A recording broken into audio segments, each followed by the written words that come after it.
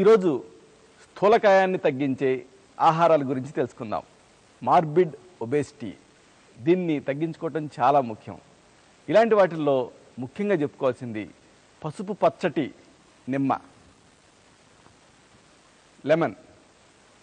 నిమ్మ పండ్లని మనం అనాదిగా ఈ స్థూలకాయాన్ని తగ్గించుకోవడానికి వాడుతూనే ఉన్నాం. అయితే దీన్ని సరైన పద్ధతిలో వాడుకోవటం అనేది తెలవాలి. మొదటి రోజు కేవలం మంచినీళ్ళు మాత్రమే తాగండి. రెండో రోజు 3 నిమ్మకాయల్ని రసం పిండి సమాన భాగం నీళ్లు కలిపి తాగండి. మూడో రోజు 1 నిమ్మకాయని అదనంగా తీసుకోండి. ఇలాగా 12 నిమ్మకాయల వరకు పెంచుకుంటూ వెళ్ళండి. తిరిగి తగ్గించుకుంటూ 3 నిమ్మకాయల వరకు వచ్చేయండి. మొదట్లో 2 రోజుల వరకు మీకు బాగా నీరసంగా అనిపిస్తుంది. అయితే తర్వాత శరీరం ఈ తక్కువ క్యాలరీలకి అలవాటు పడుతుంది. తర్వాత కాలంలో మీరు తగ్గిన ఈ బరువుని కాపాడుకోవటం అనేది చాలా ముఖ్యం. ఇదంతా మీకు కష్టంగా అనిపిస్తే సింపుల్గా ప్రతిరోజు ఉదయం ఈ నిమ్మరసాన్ని 1 గ్లాస్ నీళ్ళకి పిండుకొని తాగుతూ ఉండండి.